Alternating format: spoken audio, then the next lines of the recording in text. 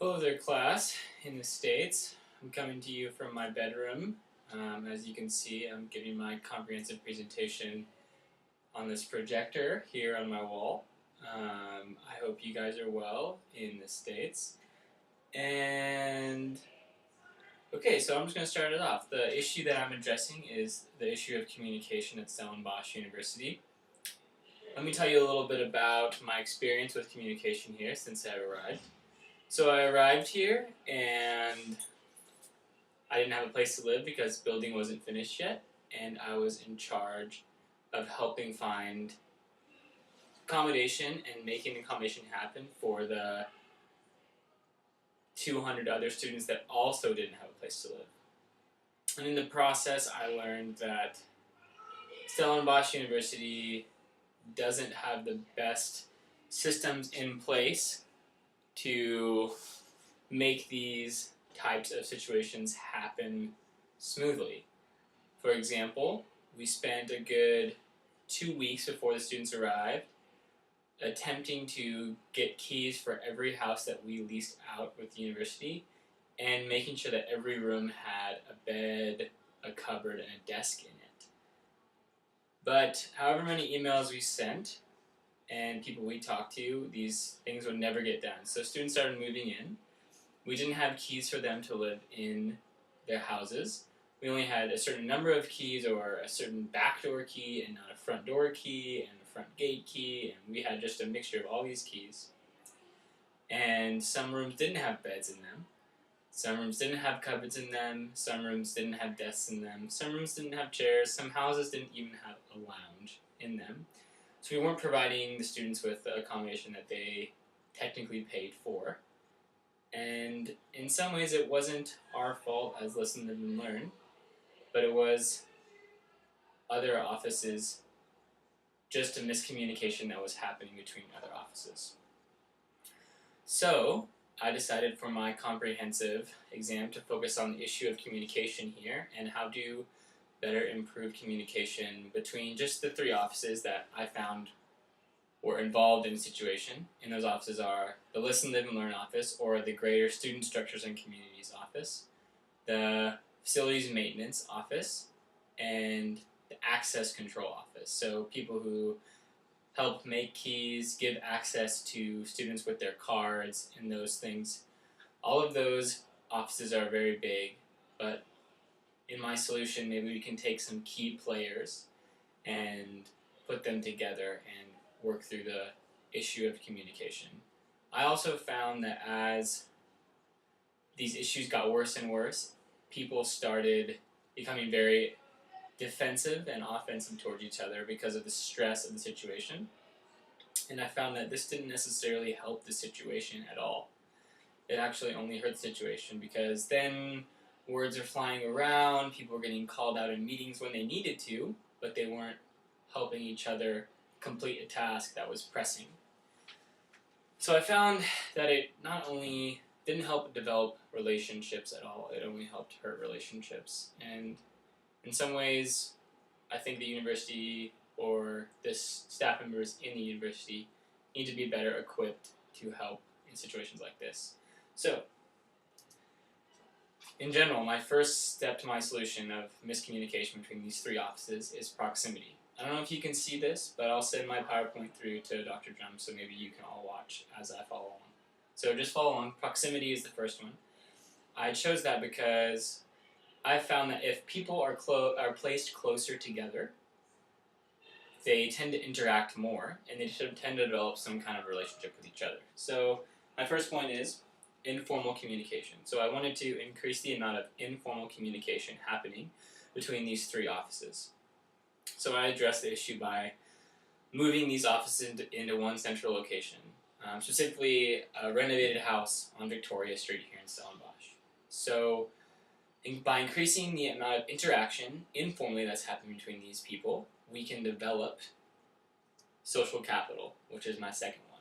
So social capital is just the creation of kind of recognition and repertoire or reputation within a group of people. I think that we can develop a healthy amount of social capital with each other, that we can learn to respect each other.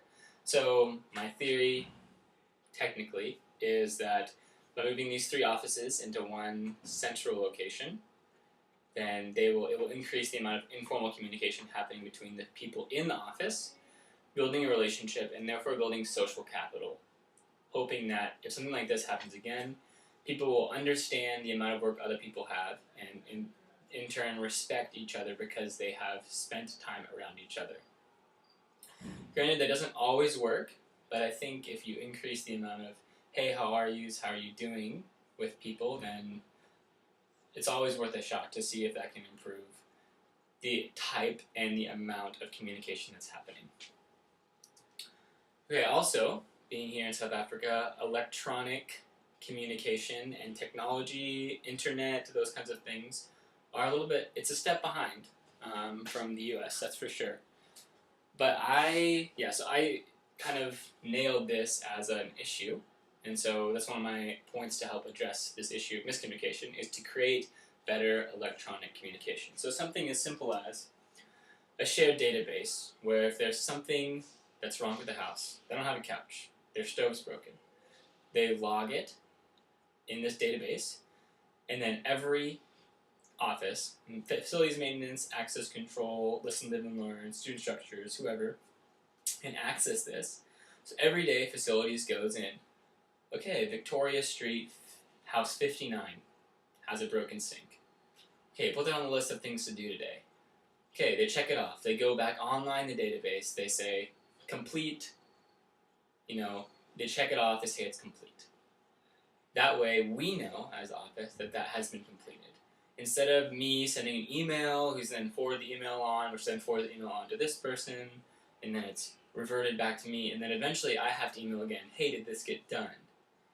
And so it's this shared database where we all come together, and people can see if it's been complete, what time it was complete, when it was complete, if it's going to be completed, what it needs to be done to complete it. So it's just this central place where things can be exchanged, words can be exchanged.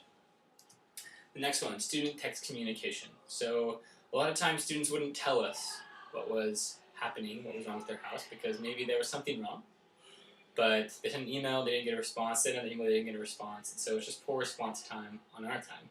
But if we go to the students and we say, hey, you use texting a lot, we create some kind of, there's an article I read that students can text things to a central email location, and then it goes into a little database.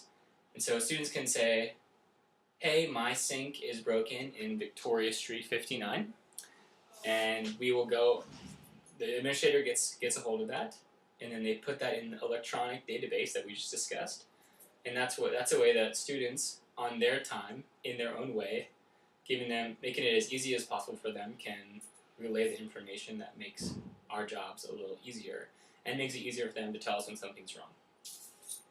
Thirdly, if we're going to implement all these things, it's inevitable that we're going to have staff that are older or maybe not as technological savvy as students. So training for employees needs to ensue. So anything that needs to be taught as far as how to use the database, how to upload things on the database, how to communicate via the database, how this text messaging thing works, what it's like. So I've read an article on generational difference and how people from older generations may not understand how younger generations use technology to be successful, or whatever we use technology for. But I think some amount of training is expected. Thirdly, I think we talk about this a lot in student affairs, is accountability. How are we going to be held accountable for what we say we're going to do?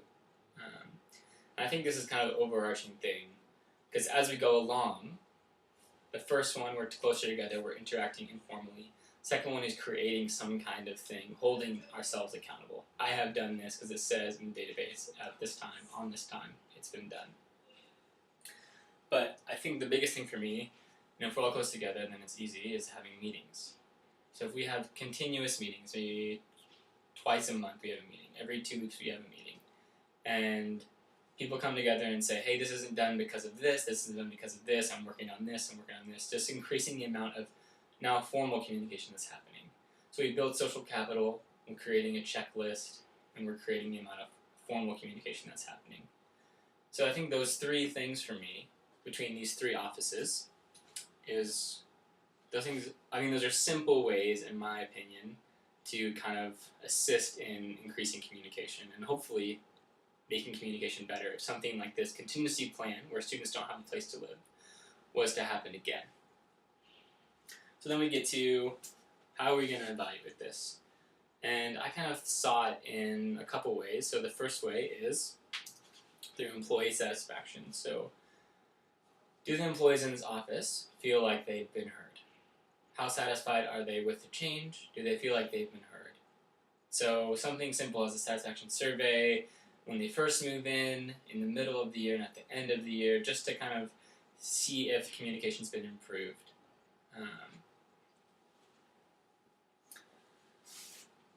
Yeah, and then the second one would be focus groups. This way they can really gather qualitative data to see if this actually has improved, or if they feel like it's improved. Satisfaction surveys may have a tendency to just be the same. But if we actually gather some qualitative data, it can make a huge difference in the way that we understand if the solution is working or not. So then we move into the budget, and I'm just going to lightly go over the budget because this has potential to be a very expensive change. I mean, it's a huge thing, especially when you look at buying a new property. If you're going to buy a whole new property in Stellenbosch, it's not a cheap thing to do at all. So I don't have it on the screen because you probably wouldn't be able to see it anyways. But I budgeted $700,000 for a property, which is kind of equivalent to the amount of rand that it would cost here. And then I budgeted $6,000 for the implementation and development of a shared database. Just having a good amount of labor-intensive work on that. And then $1,000 for the moving of offices into those places, and $1,000 for the evaluation process. And it's a huge change, but communication is a huge issue in universities in general, and I think it can be really improved by the amount of informal communication that happens and the building of social capital with each other. As long as we learn to respect each other, and we actually maybe are friends, maybe we'll feel for the other person if they actually need to get something done. And I know that's all so nice and dandy and everything, but I really think that having healthy relationships with your coworkers and not speaking behind people's back is a good way to improve getting things done. Because if you're speaking about them behind their back, they're probably speaking about you behind their back as well. So I think that these three-pronged kind of thing, electronic communication development, proximity, moving closer together, and holding each other accountable is a great way to address an issue of miscommunication at Stellenbosch University. So if you have any questions, please feel free to email me at jeff.podmeyer@gmail.com. I'm sorry I can't be there in person for questions, but I hope this was a brief overview of a very complex solution. And yeah, have a great evening.